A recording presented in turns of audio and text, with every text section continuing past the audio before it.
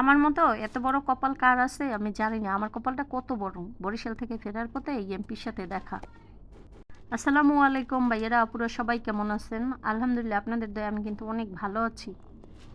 আমি কোনদিন বরিশাল গেছি আর কিভাবে গেছি, কোন জায়গায় দিয়ে গেছি, এটা কিন্তু আপনাদেরকে লাইভ দেখাইছি।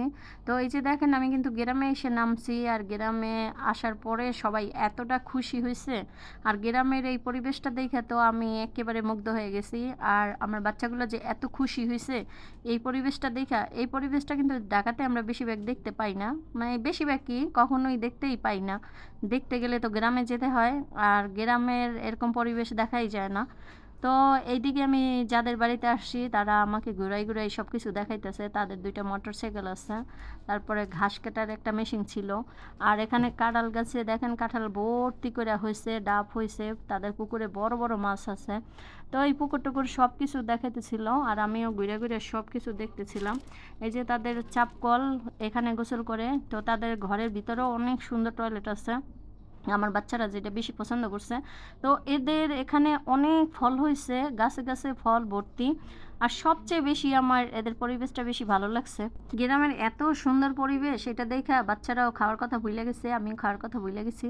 এদিকে তো ওরা আমাদের জন্য খাবার দাবারের আয়োজন করে অনেক ডাকাডাকি করতেছে। তো আমরা তো গ্রামের এত সুন্দর আবহাওয়ার পরিবেশ দেখে খাইতে আসতে ইচ্ছা করছিল না।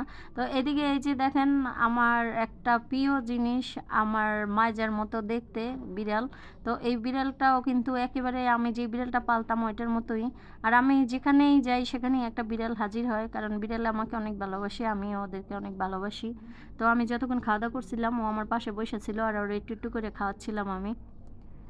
বিড়ালে জানি আসলে কিভাবে বুঝে যে কার কাছে গেলে আমি খাবার পাবো, এই জন্যই মনে হয় বিড়াল বুঝে শুনে সবসময় আমার কাছেই আসে। আমি যেখানেই যাই সেখানেই একটা না একটা বিড়াল পাই। তো এবারে খাওয়া দাওয়া কইরা তারপরে আমাদের বাড়ির দিকে যাব। আর আমরা এটা আমাদের বাড়ির ভিতরে আসি নেই, এটা অন্য বাড়িতে আসছিলাম বরিশালে।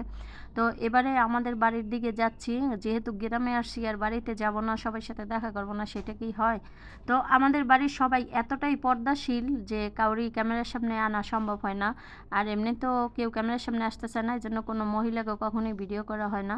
তো অটো দিয়ে একবারে ডাইরেক্ট অটো নিয়েছি, এই যে আমাদের বাড়িতে চলে আসছি। এটা হচ্ছে বাড়ির কবরস্থান। আর এই কবরস্থানটা আমি আরও একবার দেখাইছিলাম। এটা হচ্ছে মসজিদ, এখানে বড় মসজিদ করা হয়েছে।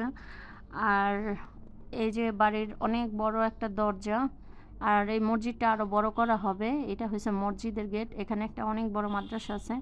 তো সব দেখে টেখে আমাদের সব মহিলারা এসে আমাদের সাথে দেখা করছে, বাড়ির সবাই এসে দেখা করছে। তো মহিলাদের তো দেখানো সম্ভব হয় না, ওরা কেউই ক্যামেরার সামনে আসতে চায় না। তো আসার সঙ্গে সঙ্গে গাড়ির টিকিট পাইছি, আর গাড়িতে উঠে গেছি আমরা। তো গাড়িতে যখন উঠছিলাম কিছু দূর এসেই গাড়িটা আবার ব্রেক দিছে, আর এই যে এমপি সাহেব দেখেন, এমপি সাহেবের সাথেই কিন্তু আমরা একসাথে যাইতেছি। কারণ এমপি বইলে কথা, এরকম ভাগ্য কার আছে যে এমপির সাথে কোথায় একসাথে যাওয়া আর এমপির সাথে দেখা হয়। মানে এ আমাদের আগামী ভবিষ্যতের এমপি। তো আগামী যেহেতু ভবিষ্যতের এমপি, এর সাথে মানে আমরা একসাথে আসতে পারি, আর নিজেদেরকে ধন্য মনে করলাম।